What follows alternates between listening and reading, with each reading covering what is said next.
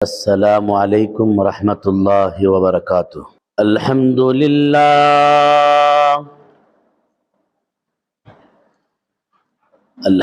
للہ نحمده ونستعینه ونستغفره ونؤمن به ونتوکل علیہ ونعوذ باللہ من شرور انفسنا ومن سیئات اعمالنا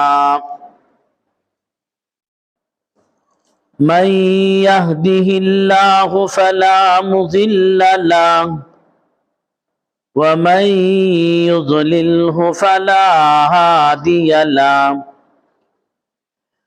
ونشهد أن لا إله إلا الله وحده لا شريك له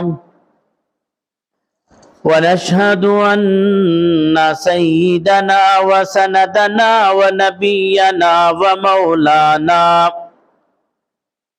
ومولانا محمدا عبده ورسوله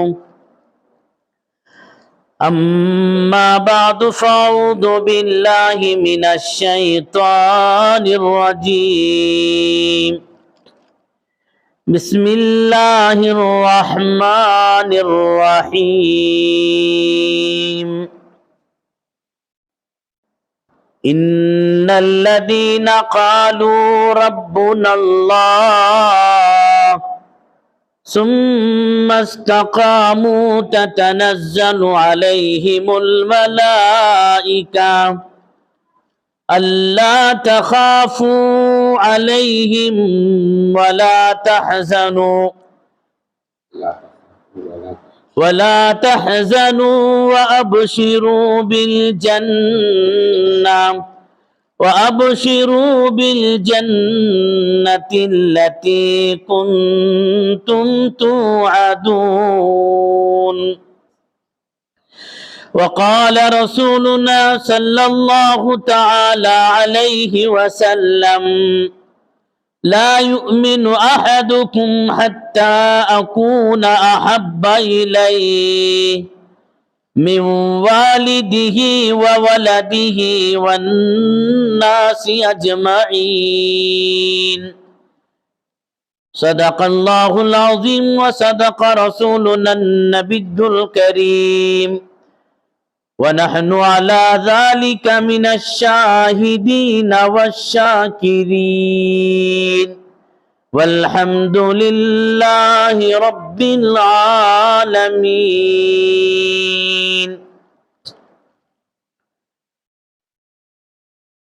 پردہ نشین اسلامی معزز خواتین و عزیز طالبات، اللہ جل جلالہ و من والہ کا بہت ہی بڑا فضل، اس کا کرم، اس کا احسان ہوا کہ اللہ تبارک و تعالی نے اس پرفتن دور میں مجھے اور آپ کو کچھ دیر دینی، علمی، ایمانی اور عرفانی مجلس میں مل بیٹھنے کا موقع فراہم فرمایا۔ دعا فرمائیں کہ اللہ تبارک و تعالی ایسی علمی، عرفانی، ایمانی اور نورانی مجلسوں میں بار بار بیٹھتے رہنے کی اللہ پاک توفیق عطا فرمائے۔ معزز پردہ نشین اسلامی خواتین، یہ عصر کے بعد کا مبارک وقت ہے۔ اس وقت میں فرشتوں کے رد و بدل ہونے کا موقع ہے، اور اتفاق سے عصر تا مغرب کا جو وقت ہے وہ بڑا مختصر وقت ہے، اس لیے چند اہم اور ضروری باتیں آپ کے سامنے ذکر کرنے کی کوشش کروں گا۔ آپ توجہ سے سماعت فرمائیں اور اس نیت کے ساتھ سنیں کہ جو باتیں یہاں پیش کی جائیں گی ان باتوں پر ہم غور کریں گے اور آپس میں اس کا بات میں مذاکرہ کریں گے، اور پھر ان باتوں پر موت تک عمل کرنے کا ایک حوصلہ، ایک جذبہ لے کر کے بیٹھے رہے۔ معزز خواتین، میں اور آپ مسلمان ہیں۔ اللہ تبارک و تعالیٰ کو سارے دنیا میں جو دین پسند ہے وہ دین اسلام ہے۔ آپ سب سمجھتے ہیں کہ ہم اللہ تبارک و تعالیٰ کے آخری نبی پیغمبر اسلام حضرت محمد الرسول اللہ کہو صلی اللہ علیہ وسلم کی امت میں ہیں، اور آپ صلی اللہ علیہ وسلم اللہ کے سچے نبی ہیں اور آخری نبی ہیں۔ آپ کے بعد قیامت تک کوئی نیا نبی نہیں آئے گا، اور آپ صلی اللہ علیہ وسلم کے ذریعے سے اللہ تبارک و تعالیٰ نے جو دین اور اسلام اور مذہب اور شریعت جو ہم تک اللہ تعالیٰ نے پیغمبر کے ذریعے سے بھیجا ہے، وہ آخری شریعت ہے، وہ آخری اسلام ہے، وہ آخری دین ہے۔ اس سے ہٹ کر کے کوئی بات قیامت تک کامیابی کا راستہ دکھانے والی نہیں ہو سکتی۔ آپ کی شریعت آخری شریعت ہے۔ یہ تین باتیں ہیں۔ نمبر ایک، ہمارا رب ایک اللہ ہے۔ نمبر دو، ہمارے نبی حضرت محمد صلی اللہ علیہ وسلم ہیں۔ نمبر تین، اللہ کا دین نبی کے ذریعے سے جو اللہ تعالیٰ نے امت کو دیا ہے، یہی اصل ہے، اسی میں کامیابی ہے، اسی میں عزت ہے، اسی میں بھلائی ہے، اسی میں دنیا اور آخرت کی تمام چیزوں کی کامیابی مضمر اور پوشیدہ ہے۔ سارے عالم میں بسنے والوں کے لیے اگر کامیابی چاہیں تو ان کو اسلام کے دروازے پر آنا لازم ہوگا۔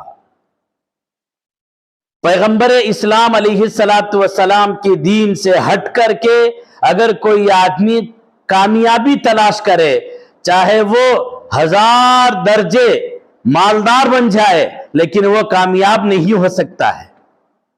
کامیابی کے لیے دین اسلام کو تھامنا ضروری ہے۔ دین اسلام یعنی دینداری کی زندگی۔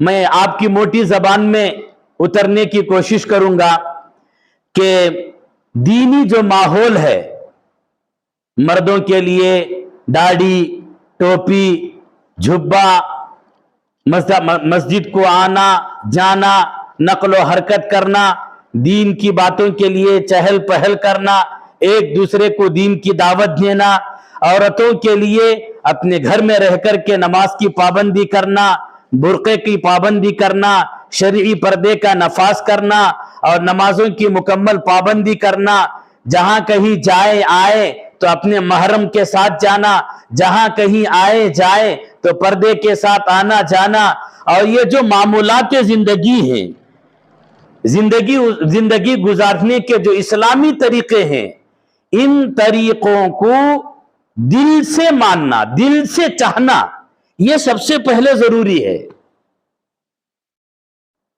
مذہب اسلام کی جتنی بھی باتیں ہیں، بچپن سے لے کر ہماری جوانی تک، جوانی سے لے کر کے بڑھاپے تک، بڑھاپے سے لے کر کے موت تک، جو اسلام کے جو سنہرے طریقے ہیں، اسلام کے جو آداب ہیں، شریعت پر چلنے کا جو سسٹم ہے، اس پر عمل کرنا تو دوسرے نمبر کی بات ہے۔ عمل کرنے سے پہلے مذہب اسلام کی تمام تعلیمات کو اچھا سمجھنا اور اسی میں کامیابی سمجھنا یہ فرض ہے۔ ہم صرف ایسے نہیں کہ نام کے مسلمان ہیں، ہماری امی مسلمان، ہمارے ابا مسلمان تو میں بھی مسلمان، نہیں، ایسا نہیں ہے۔ اللہ کا کرم ہے، اللہ کی مہربانی ہے کہ ہمارے ماں باپ بھی مسلمان ہیں، ہم بھی مسلمان ہیں، لیکن ہم مسلمان اس وجہ سے نہیں کہ ہمارے ماں باپ مسلمان ہیں، بلکہ اللہ تعالیٰ نے دل دیا ہے، دماغ دیا ہے، اچھے اور برے کو فرق کرنے کا تمیز اللہ نے دیا ہے۔ اب ہم کو چاہیے کہ تنہائی میں بیٹھ کر اللہ کے سامنے دل کو حاضر رکھ کر کے دل سے پسند کرے کہ میں مذہب اسلام کو اپنے دل سے چاہتی ہوں۔ اسلام کے طور طریقے، اسلام کے چلنے پھرنے کا انداز، اسلام کی زندگی، گھر کے اندر اسلامی ماحول، باہر اسلامی عادات اور اطوار، جہاں کہیں رہیں ہمیں مسلمان کی جو پہچان ہے، یہ اللہ تبارک و تعالیٰ کے نزدیک بہت زیادہ پسندیدہ عمل ہے۔ میں میری بات کو دوبارہ دہراتا ہوں، توجہ چاہتا ہوں، ماں بہنیں تھوڑا توجہ کے ساتھ سنیں۔ میں نے یہ کہا کہ اسلام کا جو سسٹم ہے، اسلام کے جو زندگی گزارنے کے طور اور طریقے ہیں، بچپن سے لے کر جوانی تک، جوانی سے لے کر بڑھاپے تک، بڑھاپے سے لے کر موت تک، جو اسلام کے پر چلنے کا جو طریقہ ہے اور جو انداز ہے، جو نظام ہے، جو سسٹم زندگی ہے، اس پر عمل کرنا دوسرے نمبر پر ہے۔ عمل کرنے سے پہلے ان تمام چیزوں کو دل سے ماننا اور ان کو اچھا سمجھنا اور اسی کو ضروری سمجھنا یہ فرض ہے۔ جو لوگ دین کی باتوں کو صرف پسند کرتے ہیں، اللہ تعالیٰ ان کو کہیں سے کہیں پہنچا دیتا ہے۔ اب آپ ہی غور کریں، آپ ہی اندازہ لگائیں کہ جو صرف دین کی باتوں کو پسند کرنے پر اللہ تعالیٰ ان کو کہیں سے کہیں پہنچا سکتا ہے، اب جو لوگ دین پر چلنے والے ہوتے ہیں ان کا مقام اور مرتبہ کیا ہوگا؟ میں یہ ایک واقعہ آپ کو سناتا ہوں، بڑا اہم واقعہ ہے۔ شاید آپ لوگوں نے، آپ مستورات نے یہ واقعہ نہیں سنا ہوگا، یا سنا ہوگا تو کبھی کبھی سنا ہوگا، اسے ذرا توجہ سے سنیں اور بعد میں چل کر کے اس کے بارے میں تحقیق کریں۔ آپ اپنے اپنے علماء سے، اپنے محلے کے امام صاحبوں سے، یا جن سے آپ مسئلے مسائل شریعت کے پوچھتے رہتے ہیں، آپ ان سے اس کے بارے میں تحقیق کریں کہ فلاں دن فلاں مجلس میں ایک مولوی صاحب نے ایسا واقعہ سنایا تھا، کیا یہ صحیح ہے، کیا یہ کہاں تک ہے، اس کی آپ تحقیق کریں، یہ آپ کی ذمہ داری ہے۔ میں ابھی ایک کتاب سے واقعہ پڑھ کر کے آپ کے پاس آ رہا ہوں۔ ہمارے بزرگوں میں سے حضرت مولانا پیر ذوالفقار احمد صاحب نقشبندی دامت برکاتہم، جو اس وقت کے دنیا کے اندر بڑے بڑے اللہ والوں میں سے ایک ولی کامل ہے، حضرت دامت برکاتہم نے مجدد ملت حضرت حکیم الامت مولانا اشرف علی تھانوی رحمت اللہ علیہ کے حوالے سے یہ واقعہ لکھا ہے۔ اور حضرت مولانا اشرف علی تھانوی صاحب رحمت اللہ علیہ، آپ جانتی ہیں وقت کے کتنے بڑے عالم تھے، کتنے بڑے ولی تھے۔ شاید آپ میں سے ہر ایک کے گھر میں بہشتی زیور کی نام کتاب ضرور ہوگی، اگر نہیں ہے تو یہ کتاب ضرور لے لے۔ یہ بہشتی زیور یہ بڑی بہترین عمدہ کتاب ہے۔ جس گھر کے اندر یہ کتاب ہوتی ہے گویا سمجھ لیں کہ اس گھر کے اندر ایک عالم موجود ہے، اتنی بہترین کتاب ہے۔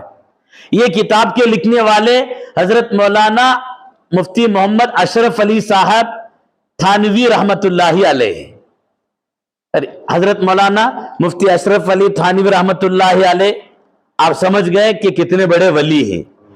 انہوں نے واقعہ لکھا ہے، بہشتی زیور میں نہیں، کہاں تو پھر آپ جا کر بہشتی زیور میں تلاش کریں گے۔ بہشتی زیور میں یہ قصہ نہیں ہے، ان کی دوسری ملفوظات میں یہ واقعہ ہے. واقعہ یہ ہے کہ انگریز کی حکومت کے زمانے میں، انگریز کی حکومت کے زمانے میں، یعنی آج سے 100-125 سال پہلے کی بات میں آپ کے سامنے ذکر کر رہا ہوں کہ مدینہ منورہ میں ایک شیخ تھے، عرب کے شیخ، اچھے بڑے مالدار گھرانے کے، اور مسجد نبوی کے قریب ان کا گھر ہے. آج بھی ان کے گھر کے خاندان کے لوگ موجود ہیں. ان کا ایک نوجوان لڑکا تھا جن کو پڑھنے کے لیے انہوں نے لندن کو بھیجا. اب وہ لندن میں پڑھائی کر کے مدینہ واپس آ گیا. توجہ سے سنیں، آنکھیں کھول کر کے سنیں. ایسے دین کی باتیں جتنی بھی ہوتے ہیں آنکھیں کھول کر سننا چاہیے. اکثر لوگاں کیا بولتی ہیں بیان میں، معلوم بیان میں کیا بولتی ہیں؟ بولے تو کانا کھول کو سنو، غور سے سنو گتی، کان کھول کو سنو بولتی. لیکن میں ویسا بولتا نہیں. کانا ہمیشہ کھلے رہتی. ہمارا کام کیا بولے تو ہمیں آنکھیں کھولنا. ہمیں اگر آنکھیں کھولنے کا ہے تو کانا خود بخود کھلے رہتی، انہوں اپنا کام کرتے رہتی. ہمیں اگر تھوڑی دیر کے واسطے کیسا بھی جمعہ فریش رہتی، دروداں پڑے رہتی، نمازاں پڑے رہتی، اچھا ٹھنڈا ماحول ہے اور اللہ تعالیٰ کی رحمت بھی اترتی رہتی، ہلو انکھیاں مچ لیے گا تو کانا بھی اپنا دروازہ بند کر لیتی. اس کے واسطے کانا نہیں، انکھیاں کھول کر کے سنے. تو یہ نوجوان پڑھ کے آ گیا مدینے کے گھرانے کا. اور کتنا مبارک خاندان ہوگا، کتنا بڑا گھرانہ ہوگا، کتنی خوش نصیبی کی بات ہوگی.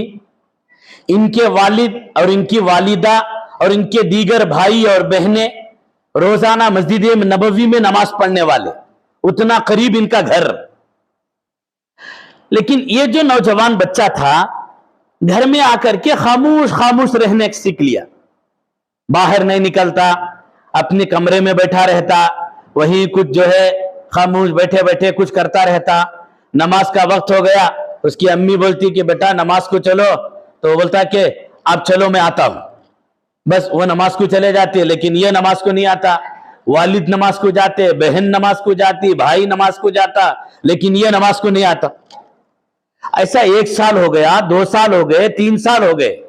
آخر ماں باپ ہوتے ہیں، ماں باپ کو فکر ہو گئی کہ یہ بچہ کیوں مسجد کو نہیں آتا ہے، کیوں مسجد نبوی کو نہیں آتا ہے، کیوں یہاں رسول اللہ صلی اللہ علیہ وسلم کے دربار میں سلام پڑھنے نہیں آتا ہے، اسے کیا ہو گیا؟ ان کو پریشانی ہو گئی. بلاخر سب گھر والے اس کو بٹھا لیے، اس کو بٹھا کر کے تحقیق کرنے لگے کہ بول تو کیوں نہیں نماز کو آتا ہے، تو کیوں مسجد کو نہیں آتا ہے، تو کیوں ہمارے پروگراموں میں نہیں آتا ہے، تو اکیلا اکیلا کیوں رہتا ہے. وہ شروع میں تو کچھ جواب نہیں دیا. آخر میں اس نے یوں جواب دے دیا کہ دیکھو یہ طریقے مجھے پسند نہیں. یہ کیا ہے یہ نماز، یہ کیا ہے یہ روزہ، یہ کیا ہو گیا؟ دنیا والوں کو ہزاروں کے روپے خرچہ کر کے حضور کو سلام پہنچانے کے لیے یہاں آتے ہیں، وہ کب کچھ انتقال ہو گئے، انہوں کا ہی ہے. ایسی باتیں بکنے لگا. معزز خواتین، واقعے سے پہلے آپ کو میں مسئلہ بتا دیتا ہوں، توجہ سے سنیں. تمام علماء اہل سنت والجماعت، تمام علماء دیوبند کا یہ متفقہ فیصلہ ہے، اس میں کوئی دو رائے نہیں ہے کہ میرے اور آپ کے پیارے آقا حضرت محمد الرسول اللہ صلی اللہ علیہ وسلم اپنی قبر میں زندہ آرام کر رہے ہیں. ہمارے نبی مردہ نہیں ہیں، نعوذ باللہ. ہمارے نبی زندہ ہیں، اپنی قبر میں زندہ آرام کر رہے ہیں. ہر آنے والا، ہر آنے والی کا سلام آپ سنتے ہیں اور جواب بھی دیتے ہیں. اس لیے ہم کو حکم ہے کہ جب کبھی تم مکہ جاؤ تو نبی کے دربار میں ضرور جایا کرو. یہ ہمارا عقیدہ ہے کہ ہمارے نبی اپنی قبر میں زندہ ہیں، اسے اچھی طرح یاد رکھیں. تو یہ نوجوان آل فال باتیں کرنے لگا. ان کے ماں باپ کو بڑی پریشانی ہو گئی. یہ کیا، یہ نماز کا انکار کر رہا ہے. اب نماز کا انکار کرے تو یہ مسلمان ہے کہاں سے؟ لیکن چونکہ گھر کا بچہ ہے باہر لیک ہونے نہیں دیے, اندر اندر دبا دوبی کرنے لگے. بالآخر اس نوجوان کو ایک معمولی سی بیماری آ گئی, اس نوجوان کو ایک چھوٹی سی بیماری آ گئی, اسی بیماری میں وہ نرم پڑ گیا اور اس کا انتقال ہو گیا. خیر, کن کے گھرانے کا ہے؟ مدینے کے گھرانے کا, شیخ کے گھرانے کا. ماں باپ دیندار ہیں, ماں باپ دیندار ہیں, اور بات ان کی مدینے میں چلتی ہے. بچہ گھر میں انتقال ہو گیا, بچہ نہیں نوجوان آدمی, نوجوان اس کا انتقال ہو گیا. اب اس کے لیے جنازے کی بات چیت چلی, چونکہ خاص مدینے کے گھرانے کا تھا, اسی لیے ان کو جنت البقیع میں, جہاں حضور اکرم صلی اللہ علیہ وسلم آرام کر رہے ہیں, آپ کی مسجد سے لگ کر کے ایک بڑا قبرستان ہے جسے جنت البقیع کہتے ہیں, اس قبرستان میں اسے دفنانے کی بات طے ہو گئی. جنت البقیع کا قبرستان سمجھتی ہیں آپ؟ جنت البقیع کا جو قبرستان ہے یہ سب سے بڑا قبرستان ہے. یہاں پر ہمارے نبی صلی اللہ علیہ وسلم کی آپ 2 بیویوں کے علاوہ 9 بیویوں کی مزارات اسی قبرستان میں ہے. حضرت بی بی فاطمہ رضی اللہ تعالی عنہا, ان کی مزار بھی اسی جگہ پر ہے, اور کئی ہزاروں صحابہ کے مزارات اس قبرستان میں ہیں.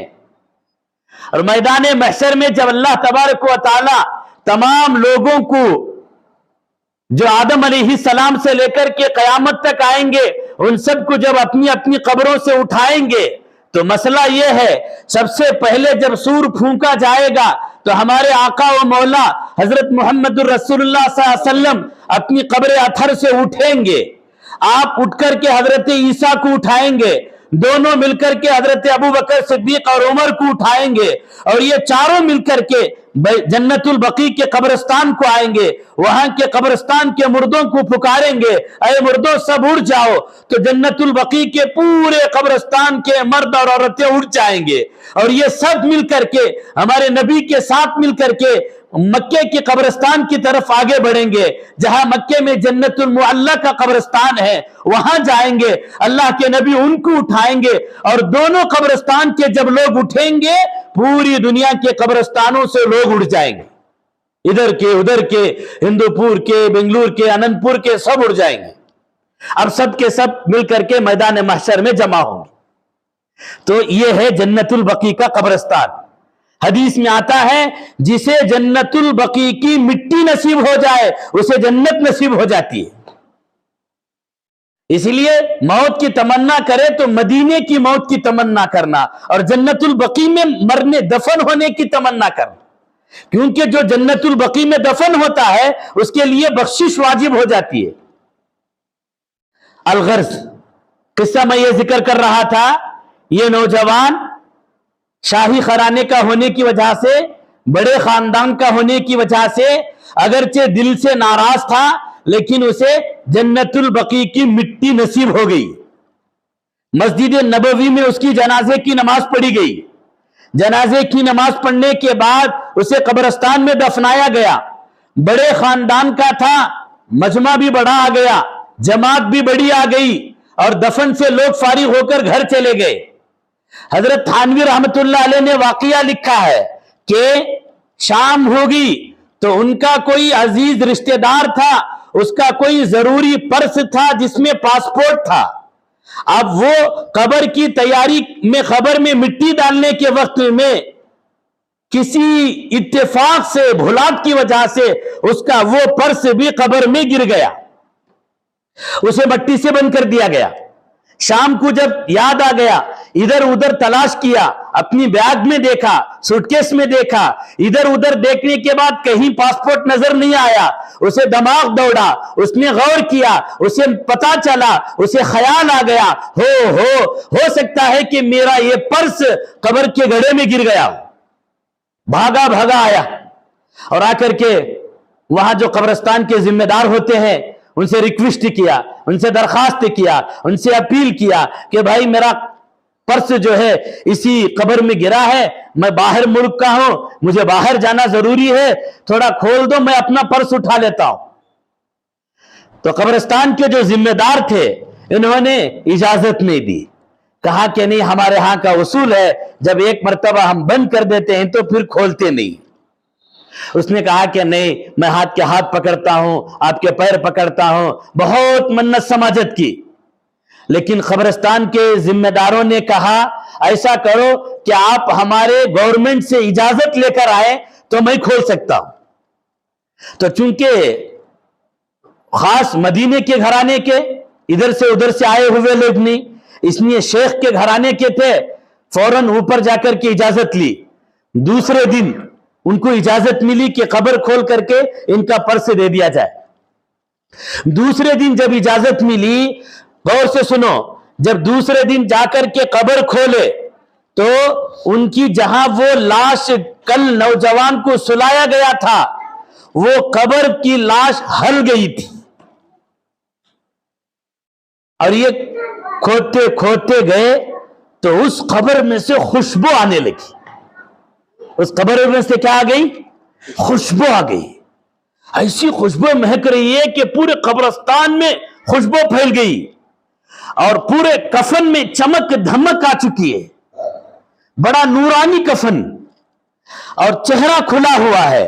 लेकिन यहां जिसे सुलाया गया था नौजवान को, लेकिन यहां पर तो खेल ही बदल गया कि वो नौजवान की जगह में एक खूबसूरत नौजवान लड़की सोई हुई है। कौन सोई हुई है? नौजवान लड़की, खूबसूरत लड़की सोई हुई है। हालांकि कल सुलाए किसे थे? लड़के को सुनाए थे। आज एक लड़की यहां सो रही है और ये देख करके मंजर परेशान हो गया। कब्रिस्तान वाला भी परेशान हो गया। अरे ये कैसे हो सकता है? हमने तो कल यहां मर्द को सुलाया था, आज यहां लड़की कैसे आ सकती है? और ये कौन है? इसका फोटो लिया गया और एक हंगामा फैल गया। पूरे मदीने के अंदर हंगामा हो गया कि एक लड़के को सुलाए थे, वो लड़के की मैयत यहां नहीं है, यहां एक औरत की लाश, और वो भी खूबसूरत, चमक धमक, नूरानी और खुशबू से भरी हुई। आखिरकार वक्त का बादशाह भी वहां आ गया, अतराफ के लोग आ गए और उस कब्र को ऐसे ही बंद कर दिया गया। उस लड़की का फोटो ले लिया गया और बादशाह ने पूरे मदीने के अंदर इंक्वायरी कराया कि ये लड़की कौन है, किसके घराने की है, पता चला है। क्योंकि कल की खबर तो सबको मालूम होती है, कल नौजवान को सुलाया गया था, आज ये लड़की कहां से आ गई। पूरे मदीने के अंदर छानबीन की गई, डोर ब डोर हर दरवाजे पर पहुंच करके फोटो लेकर के पूछा गया, ये लड़की तुम्हारे घराने की है? नहीं। ये लड़की तुम्हारे घराने की है? नहीं। ये लड़की तुम्हारे घराने की है? नहीं। पूरे मदीने वाले इनकार कर दी। अब ये सब लोग परेशान, हाय रे बा, ये किसकी लाश है, ये किसकी मैयत है, कौन ये, आखिर आई कहां से है। मदीने से हटकर अतराफ में करियों में तहकीक किया गया। पूरे सऊदी अरब में इंक्वायरी की गई। पूरे सऊदी अरब में इस तस्वीर के नाम की कोई लड़की नहीं थी। सब परेशान हो गए। बादशाह ने बाकायदा रेडियो के जरिए से, पेपर के जरिए से इस लड़की की तस्वीर को पेपर में डाला और पूरे दुनिया के पेपरों के अंदर इसकी तस्वीर को छापी गई और पूछा गया कि ये लड़की किसकी है, थोड़ा मालूम कराए, सऊदी की गवर्नमेंट को इसकी जरूरत है। समझ रहे हैं आप किस्सा? सऊदी की गवर्नमेंट को इसकी जरूरत है कि ये कौन से इलाके की लड़की है, अगर कोई इसके रिश्तेदार हैं, इसके माँ बाप हैं, जानने पहचानने वाले हैं, तो वो सऊदी गवर्नमेंट से राब्ता करे। हिंदुस्तान में भी अखबार आया, पाकिस्तान में भी आया, सारी दुनिया के मुल्कों के अंदर गया। कई दिन हो गए, कई दिन के बाद में लंदन के अंदर यह खबर छपी। लंदन जानते हैं आप? लंदन के मुल्क के अंदर यह खबर पेपर में आई, यह तस्वीर आई। तो वहां पर एक ईसाई आदमी था।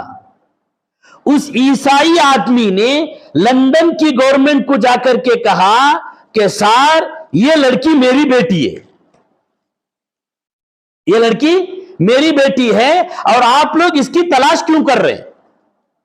یہ لڑکی تو میری بیٹی ہے، لیکن مجھے پریشانی یہ ہو رہی ہے کہ ساری دنیا میں اس کی تصویر ڈال کر کیا پوچھنا چاہتے ہیں؟ تو پھر سعودی کے نمائندے لندن کو آئے، سعودی کی طرف سے چند ذمہ دار لندن کو آئے اور یہاں اس آدمی کو بلا کر لندن کی گورنمنٹ کے سعودی کی گورنمنٹ سے آج بھی اچھے تعلقات ہیں، پہلے سے بھی۔ تو دونوں کے لوگوں کی آپس میں بات چیت ہوئی۔ اس لڑکی کا جو کہہ رہا تھا آدمی میرا باپ ہے، اسے بھی بلایا گیا، اسے بلا کر کے پوچھے کہ یہ تصویر تیری بیٹی کی ہے؟ کہا کہ ہاں میری بیٹی کی ہے۔ تم کون ہو؟ کہا کہ میں پکا عیسائی ہوں، میں کرسچین ہوں۔ لوگ پریشان ہو گئے، پوچھا کہ اچھا تمہاری بیٹی کہاں ہے؟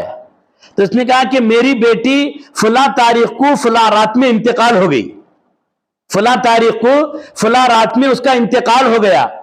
تو پوچھنے والوں نے پوچھا اچھا انتقال ہو گیا تو تم نے اسے دفن کہاں کیا؟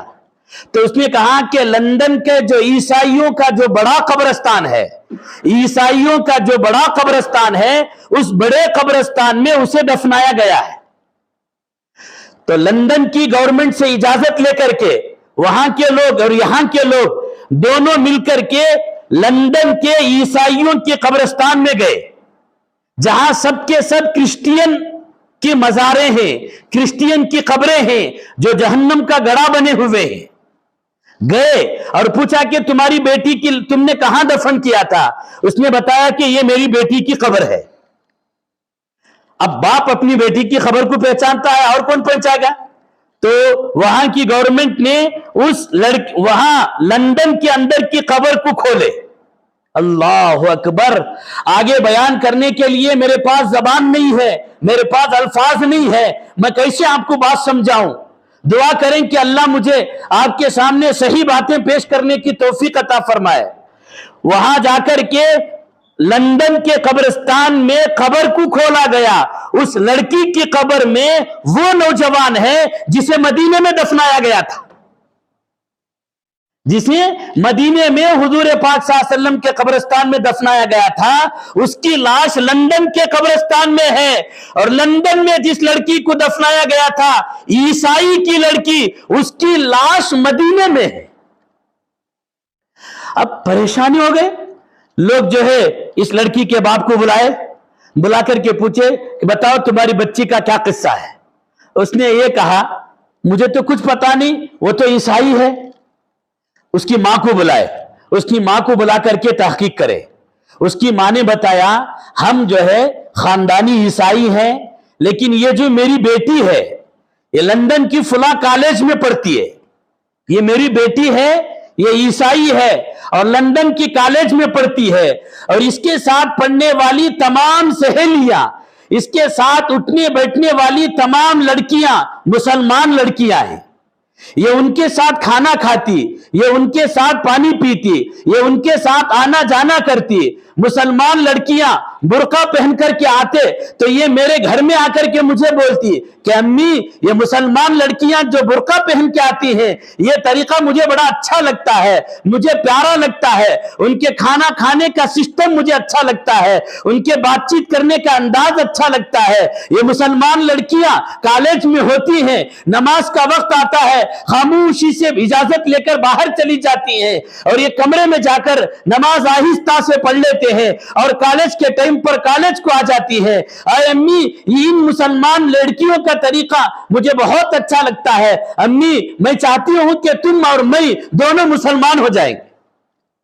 اس کی امی ڈانٹتی، اس کی امی کہتی کہ ہے تو کیسی باتیں کرتی ہے، ہم تو عیسائی ہیں، ہم فلاں خاندان کے ہیں، ہم کیسے مسلمانوں کو لائک کریں گے؟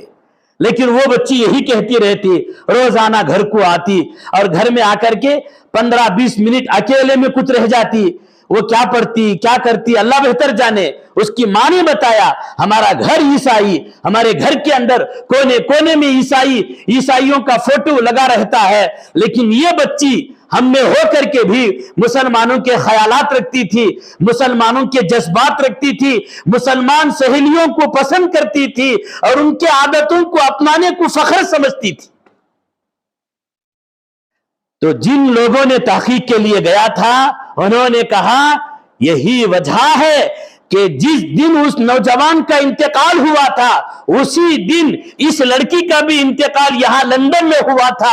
مدینے والوں نے نوجوان کو مدینے میں دفنایا, لندن والوں نے لندن کے عیسائی قبرستان میں دفنایا. اللہ تعالیٰ نے فرشتوں کو بھیجا اور کہا کہ لندن میں جو لڑکی کو سلایا جا رہا ہے یہ لڑکی اسلام کو پسند کرتی تھی, دل میں مسلمان ہو چکی تھی, کافر گھرانے کے ہونے کے باوجود اسلامی طریقوں کو پسند کرتی تھی. اس کی لاش کو فوراً اٹھاؤ اور اسے لے جا کر میرے محبوب کے قبرستان میں دفن کرو اور اس قبر میں دفن کر دو. اور جس قبر میں اس نوجوان کو لٹایا گیا وہ نوجوان مدینے میں ہونے کے باوجود, مسلمانوں کا گھرانے کا ہونے کے باوجود وہ غیر مسلموں کے طریقے کو پسند کرتا تھا, نماز کو ناپسند کرتا تھا, پردے کو ناپسند کرتا تھا, ماڈرن کو پسند کرتا تھا. اللہ تعالیٰ نے فرشتوں کو حکم دیا کہ اس کی ناش کو اٹھا کر مدینے کے قبرستان سے اکھاڑو اور لندن کے عیسائیوں کے قبرستان میں دفن کر دو. اللہ کے نبی نے فرمایا من تشبہ بقوم فہو منہم, جو آدمی جس قوم کی مشابہت اختیار کرتا ہے, جو عورت جس کلچر کو پسند کرتی ہے, اللہ تعالیٰ اسی کلچر کے ساتھ اس کا حشر فرمائیں گے. یہ تو میدان محشر میں ہونے کا تھا, لیکن یہ تو عجیب بات ہے, یہ تو خود دنیا ہی میں واقعہ پیش آ گیا. دیکھا میری معزز خواتین, اللہ تعالیٰ آپ کو اور ہم سب کو سمجھنے کی توفیق عطا فرمائے کہ لندن میں ہو کر, عیسائی گھرانے کی ہو کر, ماں باپ عیسائی لیکن دل میں مسلمانوں کے طریقوں کو پسند, پردے کو پسند کرنا, نماز کو پسند کرنا, روزے کو پسند کرنا. یہ پسند کرنا ہی اللہ کو اتنا پسند آ گیا, مرنے سے پہلے کلمہ نصیب کیا, مرنے کے بعد لوگ یہاں دفن کر رہے, اللہ تعالیٰ فرشتوں کو بول کر کے اسے وہاں دفنا رہے. اور وہ مسلمان ہونے کے باوجود, اسلام کو پسند نہ کرنے کی وجہ سے, مدینے میں دفنائے جانے کے باوجود بھی اللہ نے کہا وہ مدینے کے قبرستان کے لائق نہیں ہے, اسے اٹھا کر کے یہاں عیسائیوں کے قبرستان میں منتقل کرو.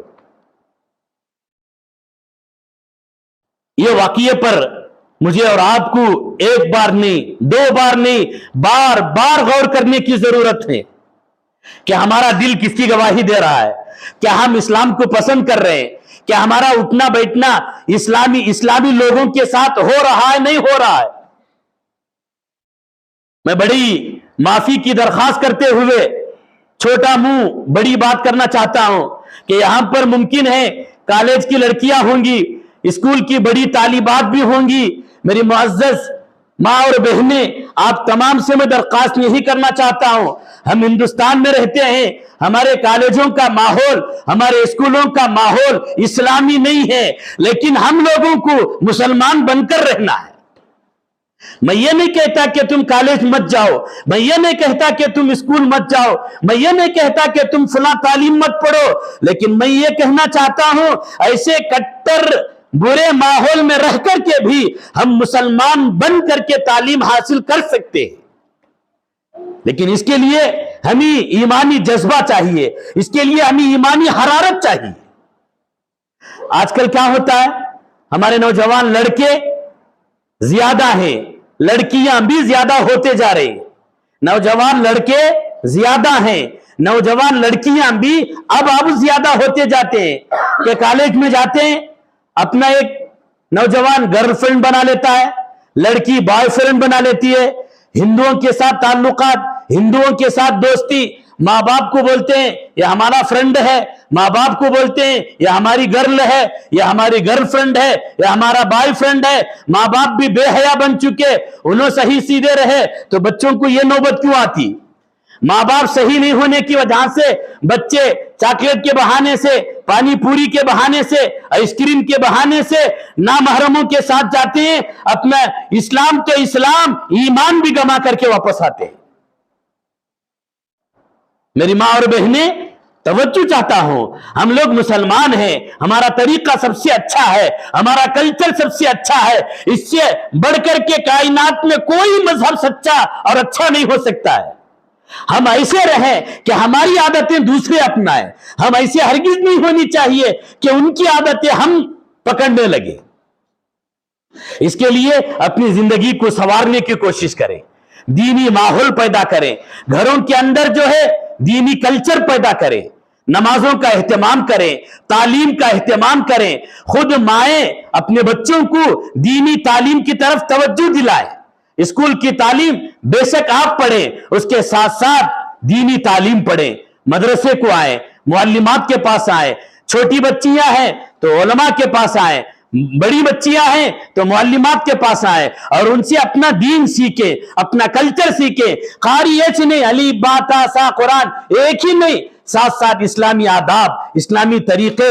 آنے والے بچے اپنی باجی کا کلچر لے لیں, اپنی باجی کو دیکھ کر کے بچے سیکھیں کہ ہماری باجی کیسے برقع اڑتی ہے, ہماری باجی کیسے چلتی ہے, ہماری باجی کا آنا جانا کیسا رہتا ہے, ہماری باجی کیسے بات کرتی ہے. بچے اسے دیکھ کر سیکھیں.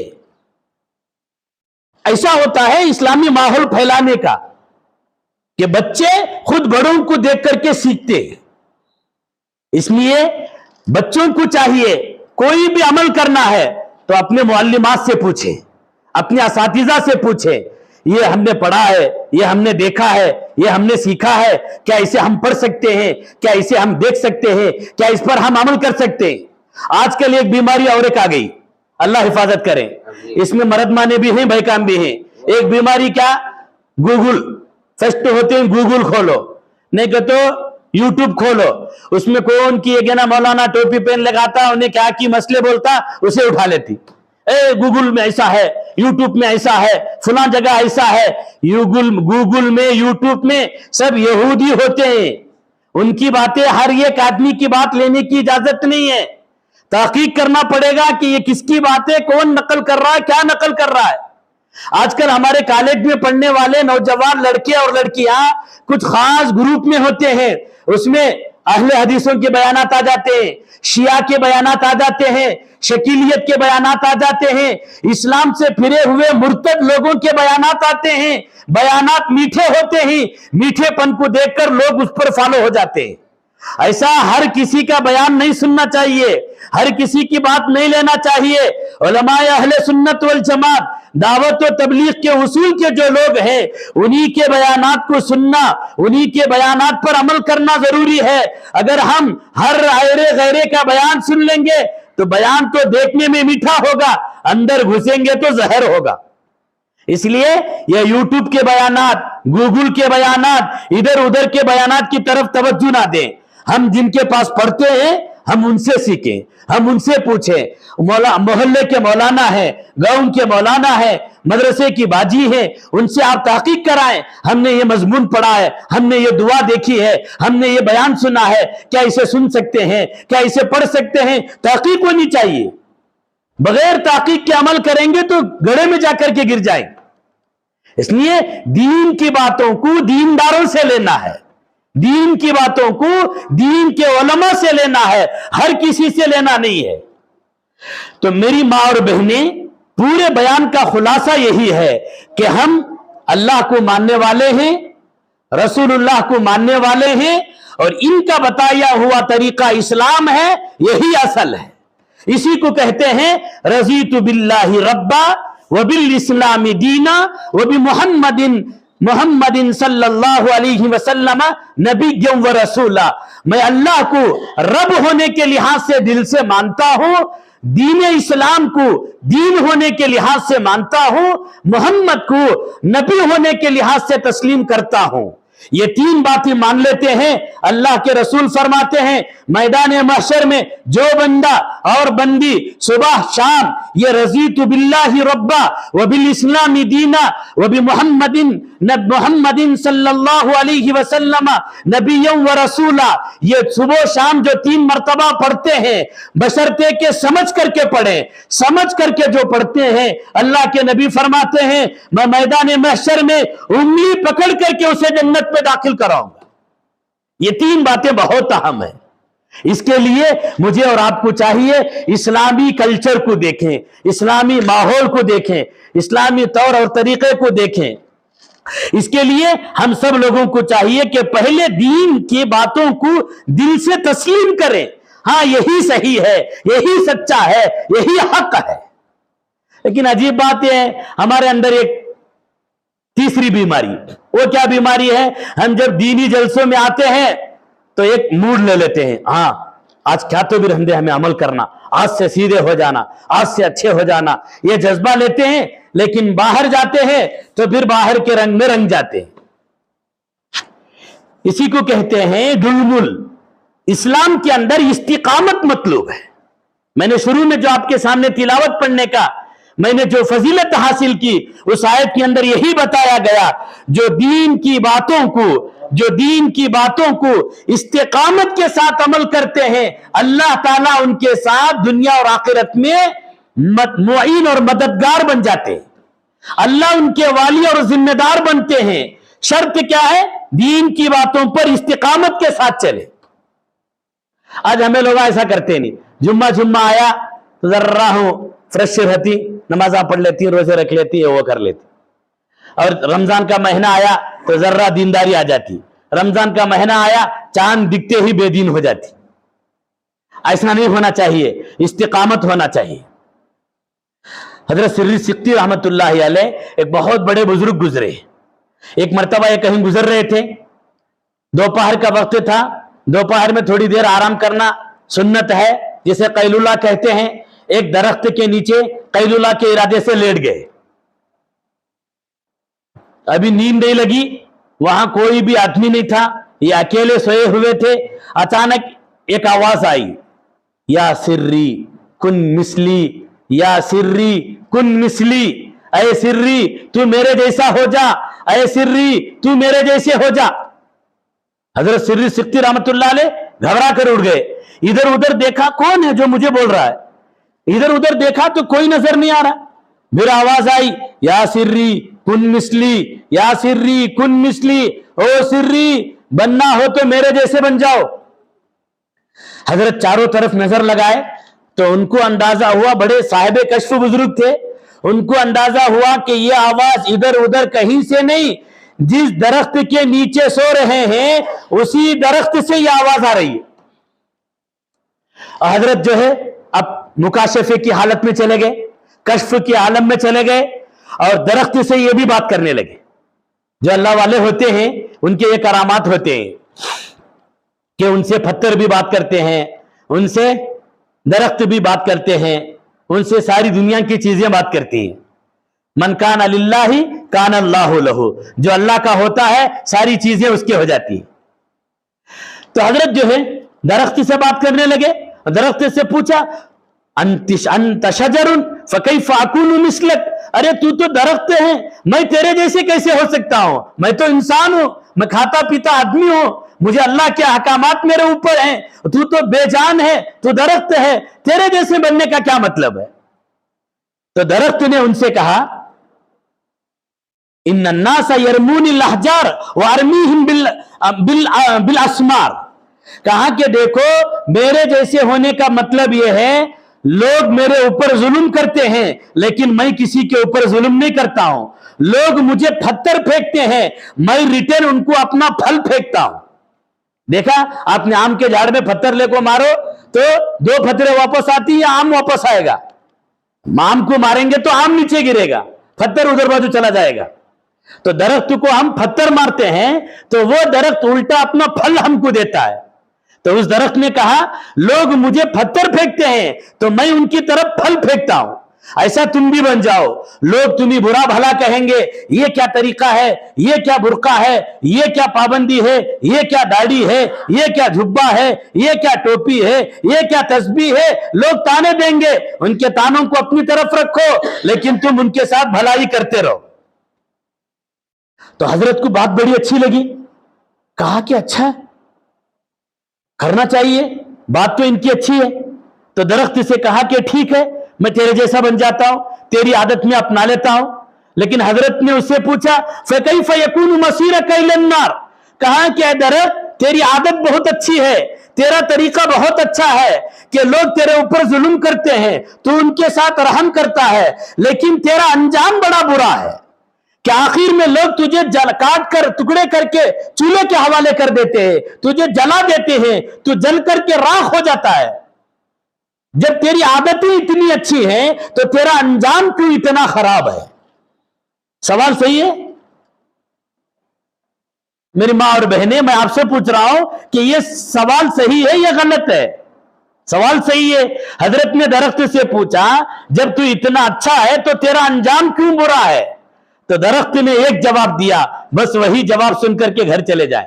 درخت نے ایک جواب دیا کہ حضرت میرے پاس بہت ساری خوبیاں ہیں لیکن میرے پاس ایک بڑی خرابی ہے, وہ خرابی جس کے پاس ہوتی ہے اس کا حشر وہی ہوتا ہے. حضرت نے پوچھا تیرے پاس کیا خرابی ہے؟ تو اس درخت نے کہا میرے اندر استقامت نہیں ہے, جیسی ہوا ہوتی ہے ویسا جھک جاتا ہوں, جدھر کی ہوا ادھر کو پھر جاتا ہوں, ادھر لوگ ہوا آئی تو ادھر جھک گیا, ادھر ہوا آ گئی تو ادھر جھک گیا, ادھر ہوا آئی تو ادھر, ادھر کی آئی تو ادھر, جدھر کی ہو ہوا ادھر کو چلے تم. یہ میرا حالت ہے, میرے اندر استقامت نہیں ہے. جس کے اندر بھی حالات کا شکار ہونے کا مادہ ہوتا ہے وہ ایسے ہی جل کر کے راکھ ہو جاتا ہے. ایسے ہی ہم لوگوں کو دین پر استقامت چاہیے. ہمیں ان کی باتوں کو دیکھ کر متاثر نہیں ہونا ہے, ہمیں ان کے طور طریقے کو دیکھ کر کے متاثر نہیں ہونا ہے. ہمیشہ دین پر کھڑے رہنا ہے. اسکول کالج میں گئے تو ادھر جھک گئے, بازار میں آ گئے تو ادھر کھسک گئے, شادی بیاہ میں گئے تو ادھر ڈوب گئے, موت اور مٹھی میں چلے گئے تو ادھر ڈوب گئے.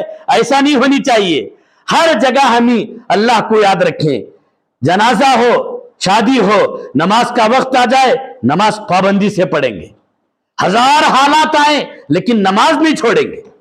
گھر میں ہو, سفر میں ہو, حضر میں ہو, کیسے بھی حالات آئے ہم دین پر قائم رہنے کی کوشش کریں گے. نماز ایک مثال دے رہا ہوں, صرف نماز ہی نہیں, دین کے تمام باتیں ایسے ہی ہیں کہ ہم ہمہ وقت عمل کرنے کی کوشش کرتے رہیں. بس وقت ختم ہوتا جا رہا ہے. اسی مبارک اسی مناسبت سے چند باتیں آپ کے سامنے ذکر کر دیے.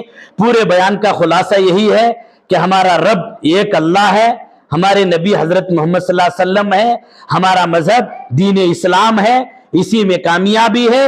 اسلام کے طریقوں پر عمل کرنے والوں کو اللہ تعالیٰ بہت کچھ دیتے ہیں, عمل کرنا تو دور کی بات, پسند کرنے والوں کو بھی اللہ تبارک و تعالیٰ دین اور دنیا کی بشارتیں دیتے ہیں, اور اللہ تبارک و تعالیٰ ان کا حشر دینداروں کے ساتھ فرماتے ہیں.